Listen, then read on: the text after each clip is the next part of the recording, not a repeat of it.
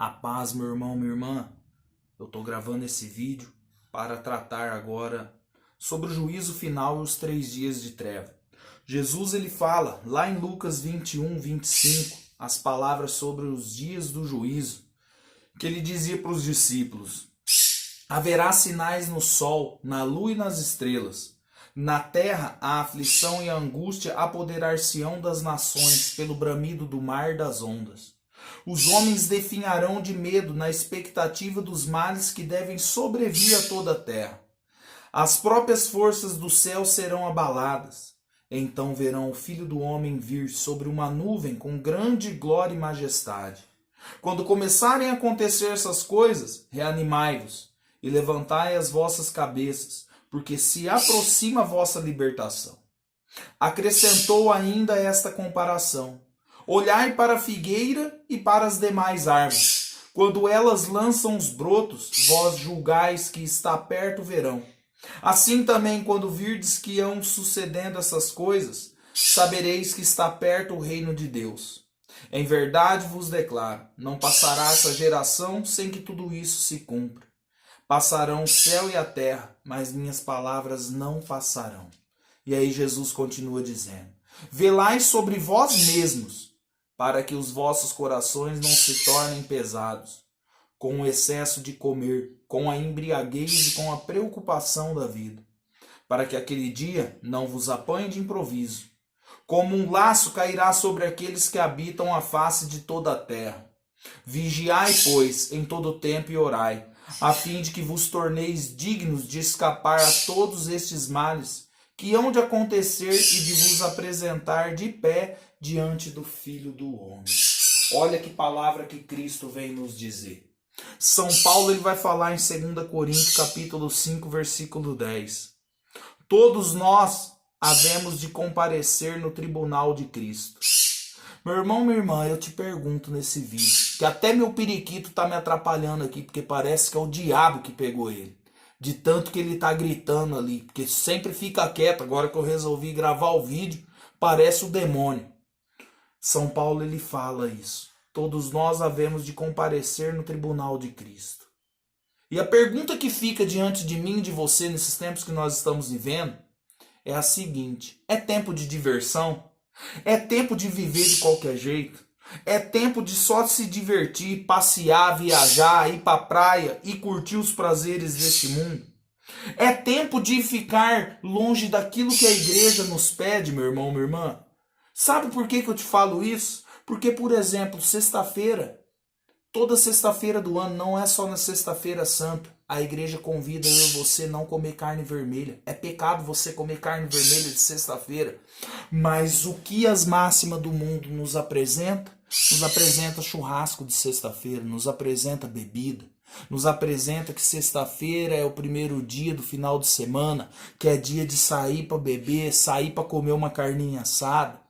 E as pessoas descumprem com os preceitos divinos, que está lá no Código de Direito Canônico, que toda sexta-feira do ano não se come carne vermelha. A gente olha para os dias solenes, cai um dia solene da Imaculada Conceição, etc e tal, do corpo e sangue do Senhor, por exemplo. As pessoas vão viajar para os parentes, as pessoas não participam da missa. É chamada a fazer penitência, ninguém faz penitência.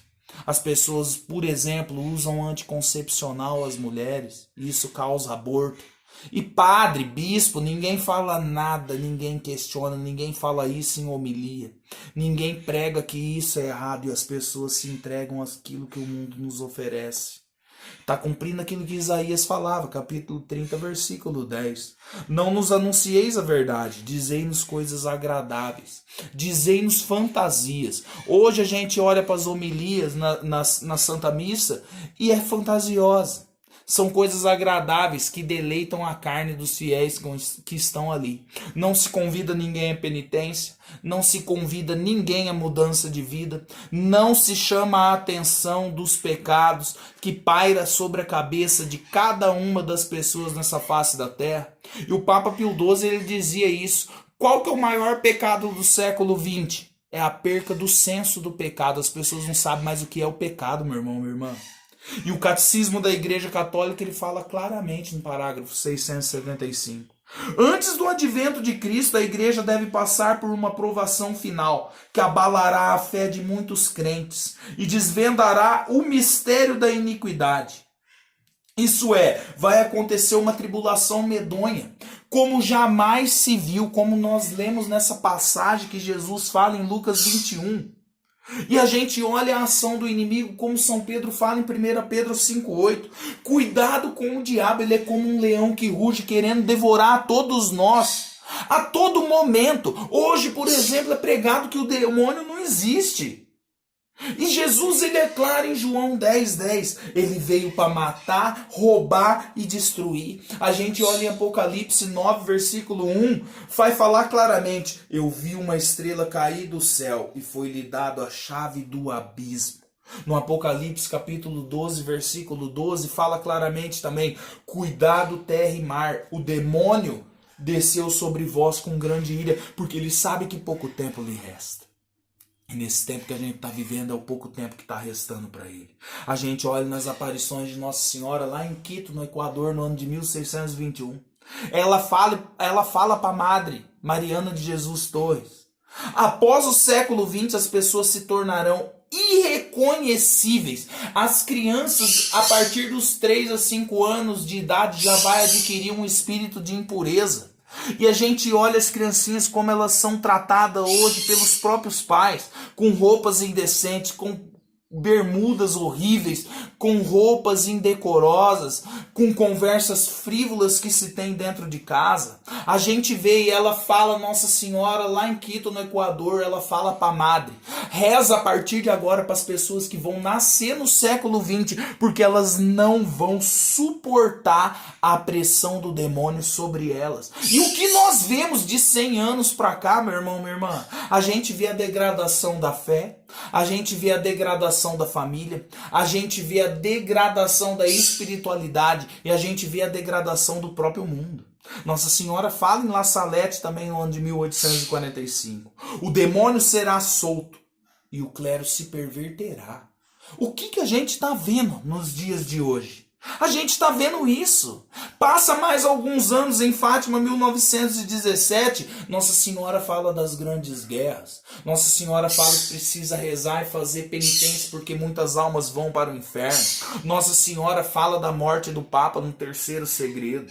A gente percorre mais alguns anos para frente, em Akita, no Japão, 1973... Nossa Senhora fala que vai sobrar somente na mão dos cristãos. Ela fala para aquela freira: avisa a todos que a única coisa que vai sobrar na mão dos cristãos vai ser o rosário e o sinal do meu filho. Que sinal? O sinal da Santíssima Cruz. Isso que São Luís já falava alguns séculos atrás.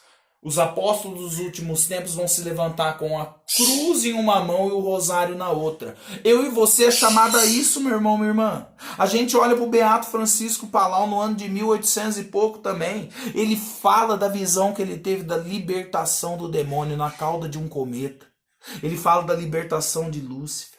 A gente olha para Ana Catarina Emmerich, nos escritos espirituais dela, que ela fala da paixão de Cristo. Ela descreve a paixão de Cristo inteira, ela que é beata. Ela vai dizer claramente: 50 anos antes do ano 2000 ou 40, o demônio seria solto da prisão para degradar de uma vez por todas a humanidade. E quando a gente olha em Apocalipse, capítulo 20, versículo 7, se eu não me engano, a palavra fala claramente: depois de 1000 anos, Satanás será solto da prisão, sairá para seduzir as nações dos 4 cantos da terra. Como negar que isso já não está acontecendo? A gente vê aborto, eutanásia, a gente vê adultério, a gente vê prostituição, a gente vê droga, a gente vê briga, a gente vê ódio, a gente vê a degradação da sociedade em uma escala medonha, meu irmão, minha irmã. E a gente olha lá em Oséias capítulo 4, versículo 3. A terra estará em luto e todos perecem, até os animais selvagens e as aves do céu. E olha que loucura que eu falo para você analisar. Você olha para um gato, por exemplo, um animal que você tem de estimação na tua casa, ele já não come mais o rato. O gato não avança mais em pássaro, ele passa o dia a dormir só se alimentando de ração. Mudou até a espécie dele. A gente olha para os cachorros, não corre mais atrás do gato. O cachorro não avança mais em rato, o cachorro não ladra, o cachorro não come mais a comida que você dá da mesa para ele. Sabe o que o cachorro come? Ele come do bom e do melhor, muito melhor do que muito mendigo na rua. Tem trato no pet shop que as pessoas gastam 100, 200, tem gente que gasta R$ 400 talvez por mês cuidando de cachorro. A gente olha para as pombas. Esses dias eu andava no centro da minha cidade, aqui em Rio Preto, e eu via pomba comendo carne moída do pastel de pessoas que comiam sentado no banco. Ora, pomba só come grão e não come carne. Mas a gente tá vendo isso também. A gente vê os rios poluídos, como Oséias vem falar para nós. A natureza, até a natureza está sofrendo. Em um canto chove muito, no outro canto chove nada. Num canto faz muito frio, no outro é muito calor. E assim a gente vê a natureza desestabilizada. E sabe o que é o pior disso? A gente vê o maligno tomando conta das casas. A gente vê o demônio possuindo as famílias. A gente vê o demônio degradando a fé na vida dos outros. Hoje a gente contempla a sala de uma pessoa, de um lar familiar. Você não vê mais Nossa Senhora e o crucifixo no centro, porque antigamente existia um oratório em toda a casa. Mas você vê uma televisão de 50 polegadas exposta.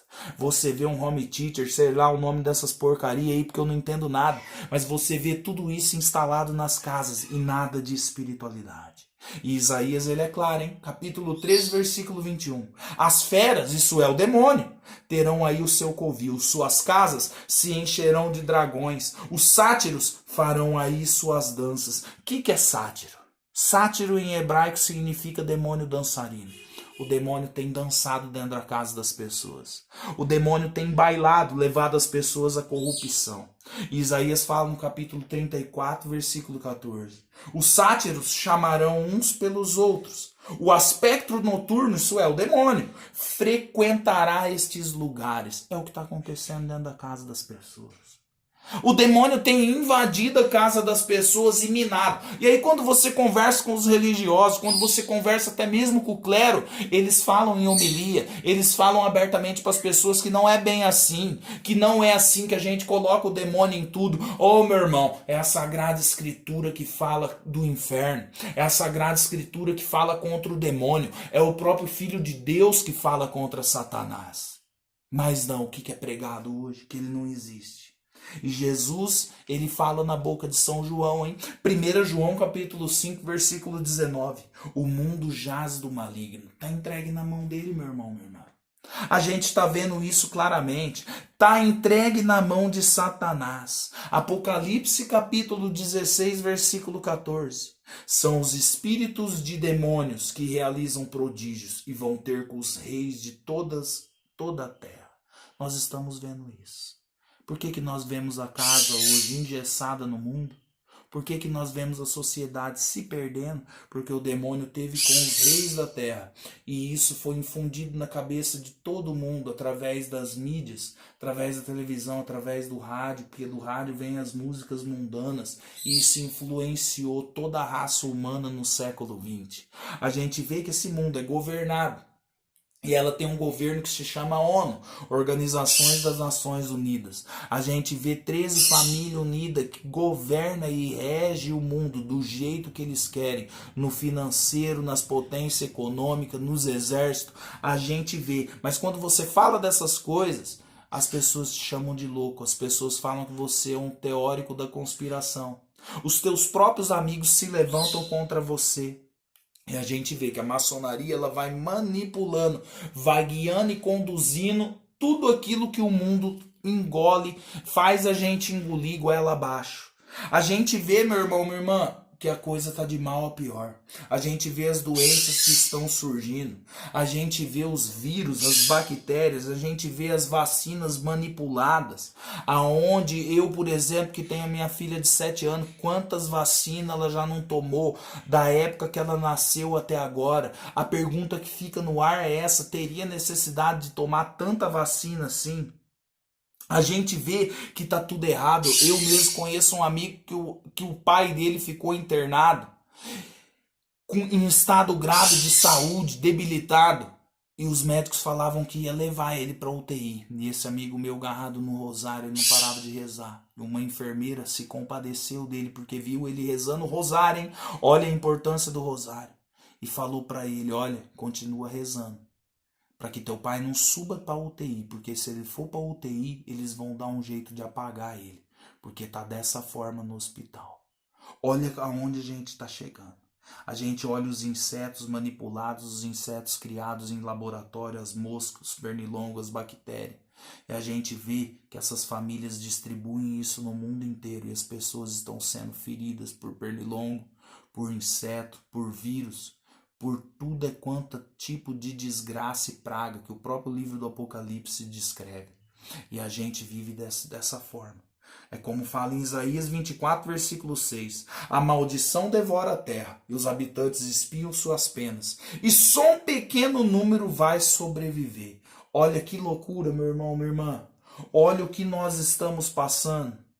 É aí que entra a pergunta. Por que pequeno número? Por que pequeno resto?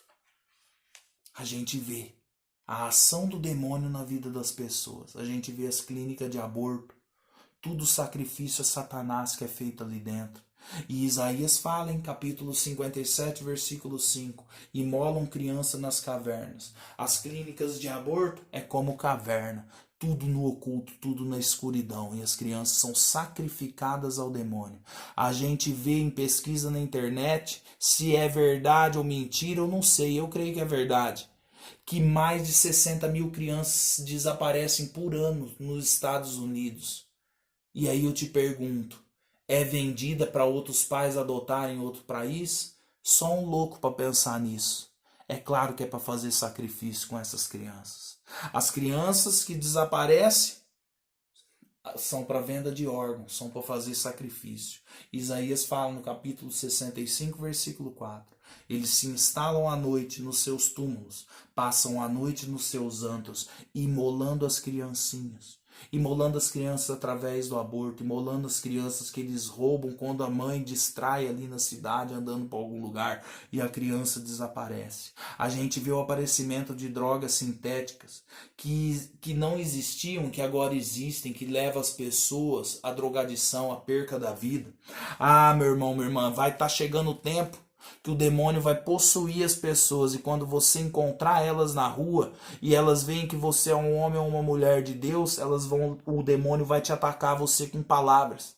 E se você reagir, fazer alguma coisa e for parar na delegacia, eles vão acusar, como já falam agora, que a pessoa tem distúrbio psicológico ou que ela está em efeito de álcool ou de droga. E aí as pessoas vão fazendo do jeito que quer. As pessoas não, o demônio. A gente está vendo tudo isso acontecer, meu irmão, minha irmã. E é como Jesus falou para nós aqui em Lucas, no versículo 29. Olha para a figueira. Vocês vê quando está chegando o tempo dos brotos ou da perca das folhas. Você vê quando é primavera ou quando é o inverno. A gente percebe isso. No versículo 31 ele fala também, quando virem essas coisas suceder, que está perto o meu reino que está chegando. Nós estamos passando por isso. E é por isso que São Paulo fala, em Romanos 11:5, subsiste um pequeno resto, segundo a eleição da graça.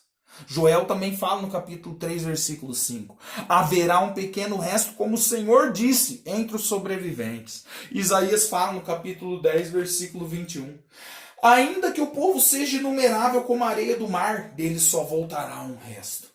Sofonias capítulo 3, versículo 12. Deixarei subsistir no meio de ti um pequeno resto, um povo humilde e modesto, que deposita sua confiança em mim. E aí Ezequiel completa dizendo no capítulo 14, versículo 22. Subsistirão, entretanto, alguns sobreviventes, filhos e filhas, que sairão da cidade. Vai ser necessário sair da cidade grande nesses dias. Olha que loucura, meu irmão, minha irmã. E por que fala desse pequeno resto? Porque em Apocalipse fala no capítulo 13, versículo 16.